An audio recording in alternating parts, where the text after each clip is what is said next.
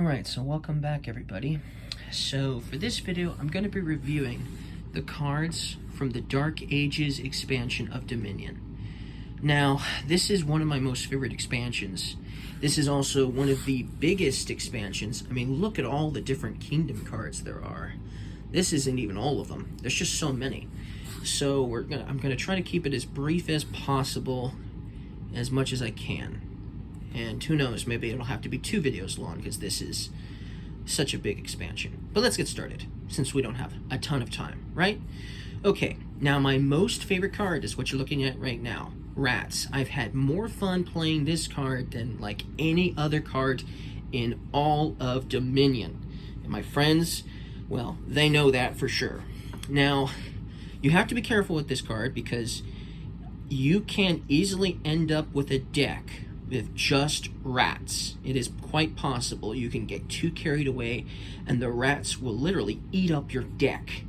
Now, that is potentially a bad thing, of course, obviously, so you have to be careful with this card. But still, I've had so much fun playing with this card, and there are ways that you can kind of mitigate the damage that rats will do to your game. But the fact is, with this card, you're going to be trashing a lot of cards. And in this game, since Dark Ages is all about trashing cards and actually getting benefits for the trashed cards, well, that's why I love this expansion. It's so totally worth trashing cards in this game, in this expansion for sure. And this one shines when it comes to trashing cards. It really is really cool and interesting. That's why it's my favorite. Now, the next card on the list is my second favorite, and it will help mitigate the rats. Because if you trash Fortress with the rats, when you trash this, you get to put it into your hand. So it's an action card that's going to give you a couple actions, but you'll never ever lose it because whenever it's trashed, it goes right back into your hand. So you can potentially keep playing rats over and over again if you have rats, tons of rats cards in your hand, because Fortress would just come right back. So this kind of mitigates when you don't have something you want to trash, but you still want to play your rats. That's why this is my second favorite, and these two are a powerful, powerful combo. Okay, so Earthquake. Now, this replaced Cultist. I didn't like the Cultist, I didn't like that at all, so I turned it into Earthquake. It does the exact same thing Cultist does. It gives you ruins to your opponents. And what's really cool is if I have another Earthquake after I play this card, I get to play it for free. So I can just keep playing Earthquake after Earthquake after Earthquake after Earthquake. Kind of like in real life, you get an Earthquake, and then you get a Tremor, and then you get another Tremor, etc., etc. It's kind of thematic in that sense, which is why I came up with the idea to replace Cultist with Earthquake. And yeah, this is just one of my favorite cards. And if you trash the Earthquake, you get to draw 3 cards. Awesome. So if Rats was to come around and trash your Earthquake, or should I say trash my Earthquake, I'd get to draw 3 cards.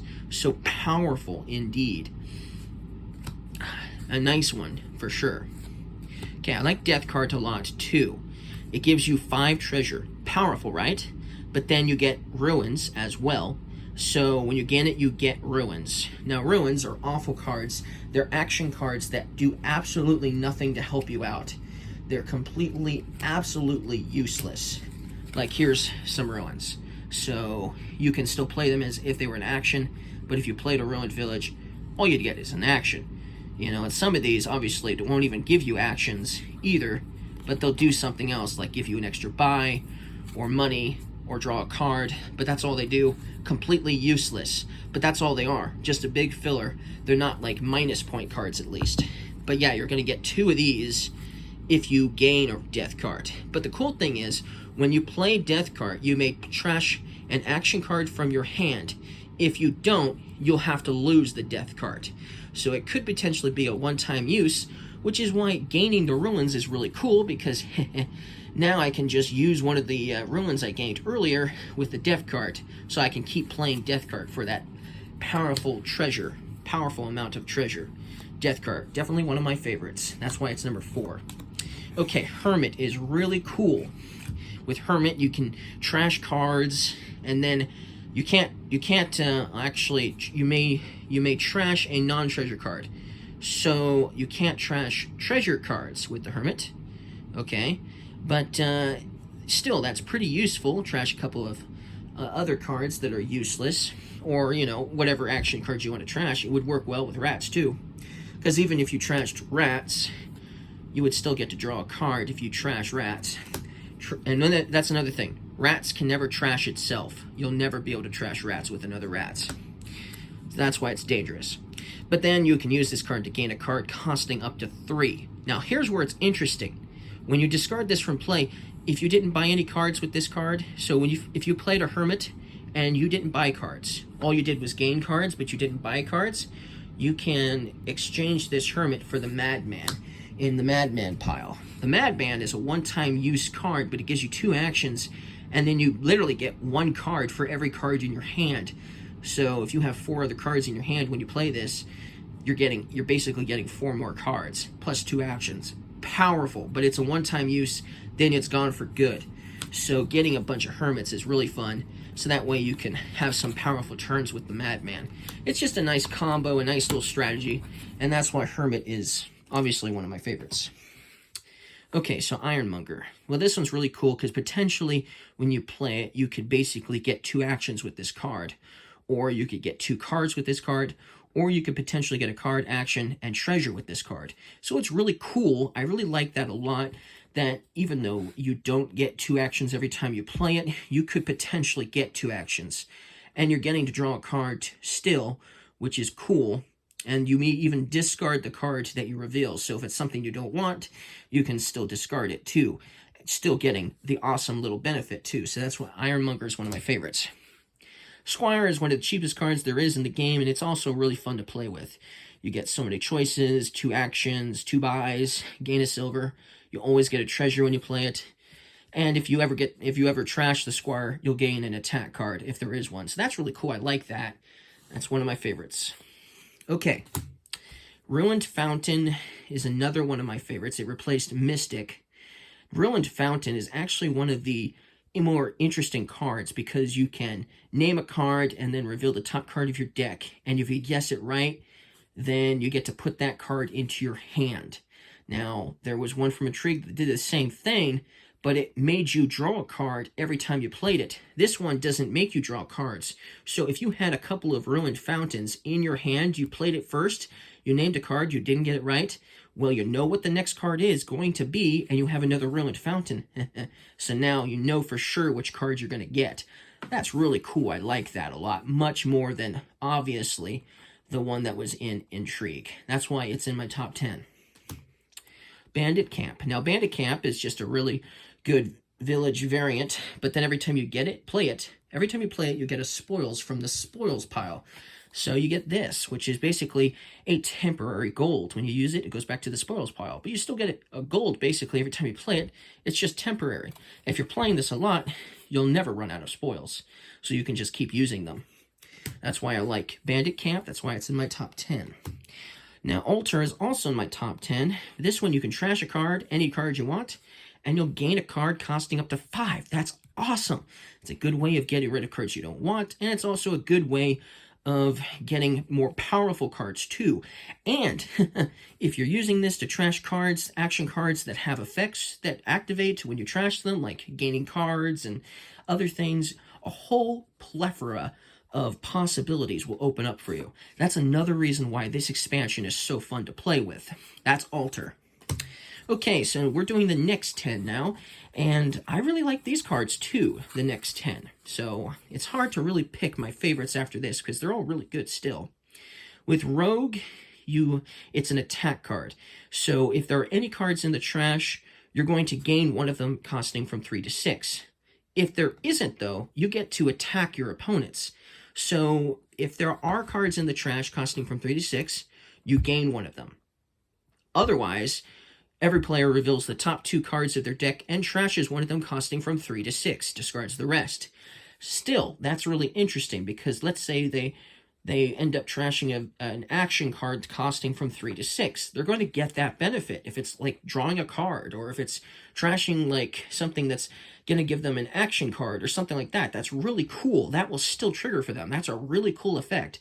So trashing isn't like the worst thing in the world in this expansion, especially if you're being attacked and someone's causing you to trash something. It could still be possibly beneficial to you. So the Rogue is not the nastiest card on the planet, and also it's not always going to be an attack too, so that's another reason why I like Rogue so much. Okay, so now we have Count. This one's interesting. You get 2 different options. You have to choose one of the first and then one of the second. So you could use it to gain a copper, which I would usually do. Because you can do 2 cards, you can discard 2 cards, you can put a card on top of your deck, or you can gain a copper. Since I'm a copper strategist anyways, and if I'm playing with like rats, I definitely will not pass up on a copper gain for sure. Because the second effect is cool because you can either get it, you can either trash your hand, which I have actually never done before, but man, talk about the possibilities if you have a bunch of action cards that all give you awesome benefits if they're trashed, right? Or you could use it to get 3 money or gain a duchy. So it's a very interesting card. I've done the duchy, I've done the 3 money many times, but I don't think I've ever done the trash my hand. That might be something I want to try someday, just for the fun of it. Okay, Market Square. This one's a reaction. You can basically, when you react to this card, you could discard this from your hand to gain a gold, which is really interesting. So if a card is trashed, when one of your cards is trashed, and you have this in your hand, you gain a gold. You get to react, revealing this to gain a gold. You also discard this too, of course. But it's really interesting because you can use this even if you're the player that's trashing your own cards. So if you're trashing one of your own cards and you have this in your hand, you can reveal it to gain a gold, basically discarding this to get a gold. Very cool. Another reason why I like it so much. Okay, so Catacombs is a very interesting card because it gives you 2 chances of possibility of good cards. You look at the top 3 cards of your deck. You can either put them into your hand or discard them. Okay, now let's say you draw 3 cards and they're just not that good. Well, you get to discard them and then draw 3 more cards, and maybe the next time the next 3 cards are better. Maybe. That's still really cool. I like that a lot. That's why I really like this card. And if this ever gets trashed, you gain a cheaper card too, so that's really cool. Okay, Sage is really interesting because it gives you an action, and then you'll reveal cards from your deck until you reveal something that's going to cost 3 or more money. So if it's a gold or a silver, you'll get it. If it's an action card costing 3 or more, you'll get it. So whatever happens to arrive first is what you're going to get. So that means if you get a victory card like a province first, well, that's what you're getting because it costs 3 or more. And then you put it into your hand and discard all of the other cards that you revealed. So it's interesting. I like it. It's fun. Definitely interesting. Okay. Now the Knights, I really like the Knights. But the thing about Knights is if you're playing with other Knights, Knights will trash each other. So if you use the Knights to, because all of the Knights have one thing in common. All of the Knight cards, because they're all different here. All of the Knights are going to basically do the same thing. They're going to cause each player to reveal the top 2 cards of their deck, and they're going to have to trash one costing from 3 to 6. If a Knight is trashed by this, you'll also trash this.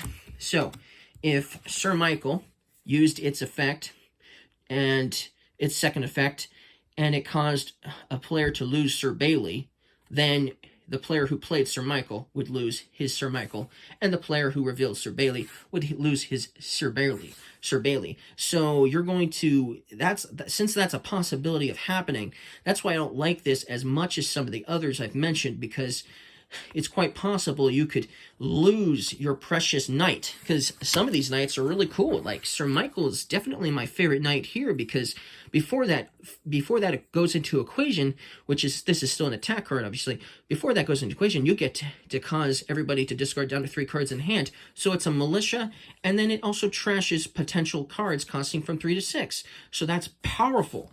But the whole point is I might only get to play this one time, because it's possible that Sir Bailey or some other knight here, or dame, could get trashed. So it could potentially not stick around for long, which is why I don't like it as much as some of the other cards here. But, you know, some of them will give you a card in action. This one is, if it's trashed, you get a gold. So if Sir Michael ended up trashing Sir Vander, the player would get a gold in its place. This one's worth a couple extra victory points in the game if you still have it. This one will give you 2 actions when you play it. This one will give you 2 buys.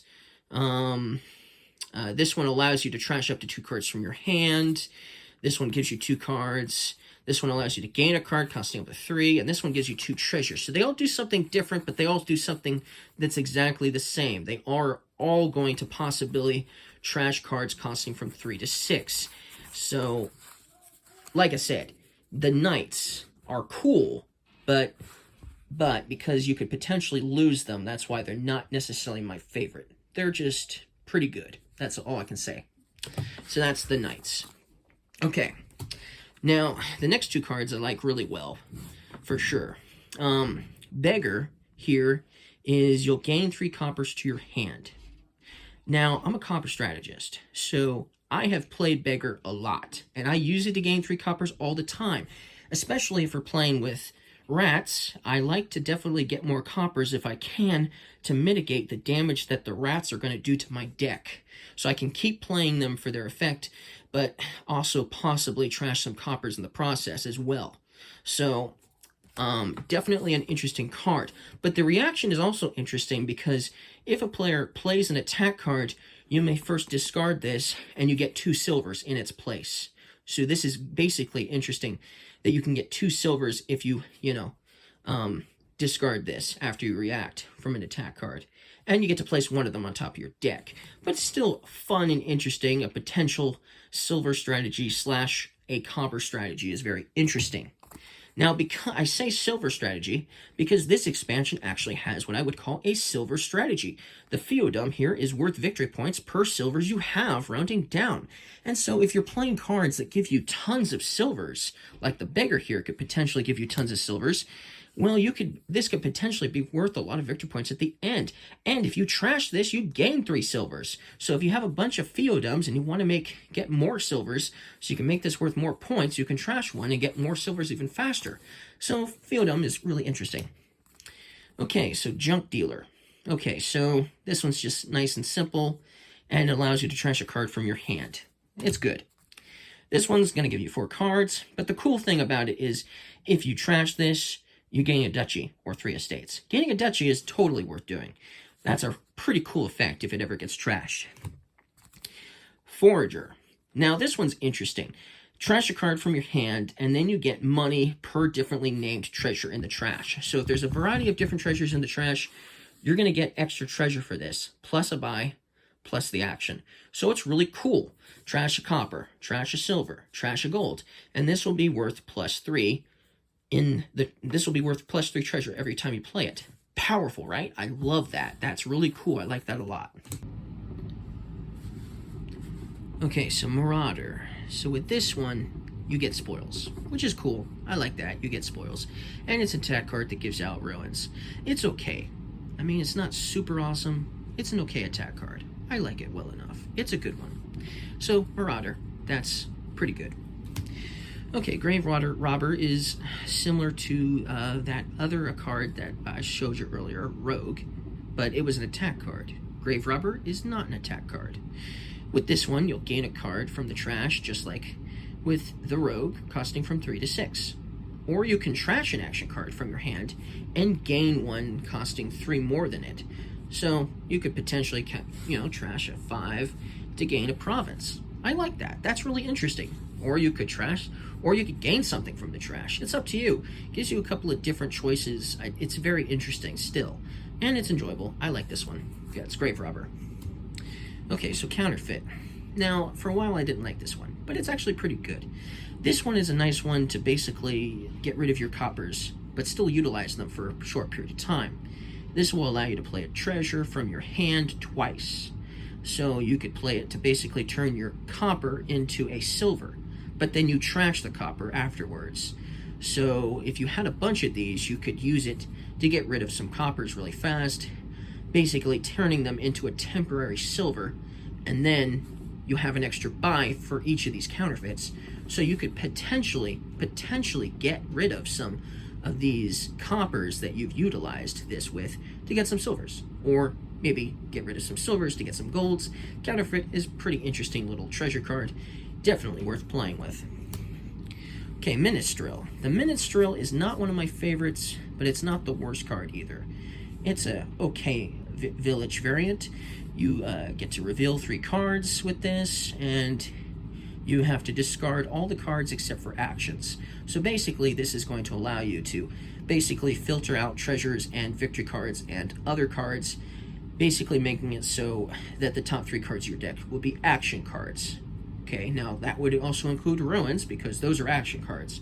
So you could potentially still have some cards you're not going to want, which is why it's not like the best card in the world. Plus, you know, if you had some really good treasures that were part of the top 3 cards that you revealed, like a gold, for instance, you'll have to discard that too. So it's kind of a gamble in that sense. So that's why I'm not a huge fan of this card, but still, for a village variant, it's not that horrible either. Okay, Urchin. Now, Urchin is a weaker version of Militia because each player just discards down to 4 cards in hand, right?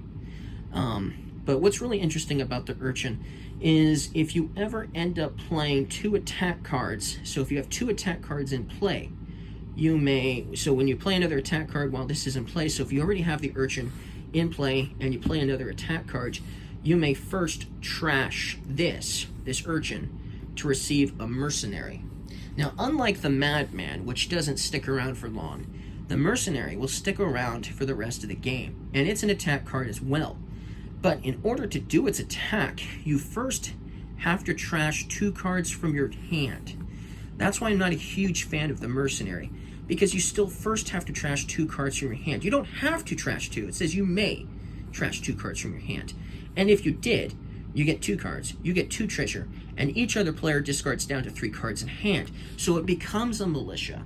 Okay, the Mercenary is basically a Militia with a huge benefit. But first, you have to trash 2 cards with it, which is why I'm not a huge fan of it. I would rather just play with the regular Militia than this card. That's why I'm not a huge fan of the Urchin / Mercenary, which is why it's closer to the bottom of my barrel in this expansion. Okay, Rebuild. I really used to like Rebuild a lot, and now it's literally almost at the bottom of the pile here. The reason why is Rebuild is one of those cards that really quickens the game. It's just like Treasury from Seaside. It really turns this game into a rat race, because you literally are turning your weaker victory cards into stronger victory cards. And it makes it so you play this card, and it lets you search your deck for a particular card, basically, which is going to be a victory card, and you keep searching for it until you get the victory card, and then you upgrade it to the next one up. So you first, of course, have to buy an estate, because when you're playing with this expansion, you don't actually start with really any victory cards, or should I say you don't start with estates at all. You start with these 3 cards, and potentially you could start with this overgrown estate here, which is worth 0 victory points. And if you trashed it, you could potentially get a card. But the point is, these shelters are almost completely useless, but they're still slightly more useful than, for instance, the 3 estates, which is another reason why I like this expansion so much, because instead of getting 3 useless estates, you're getting 3 cards, and at least one of them is going to give you 2 actions. That could be potentially useful in a game that doesn't give you extra actions. And if this was ever trashed, you get a card. You don't get any of that stuff when you trash estates, so it's somewhat more useful, of course. But, yeah, so the Rebuild really does make the game super fast. It's almost like a rat race. It pretty much ends the game really fast, which is why it's closer to the bottom of my barrel. It's not, I don't hate the card.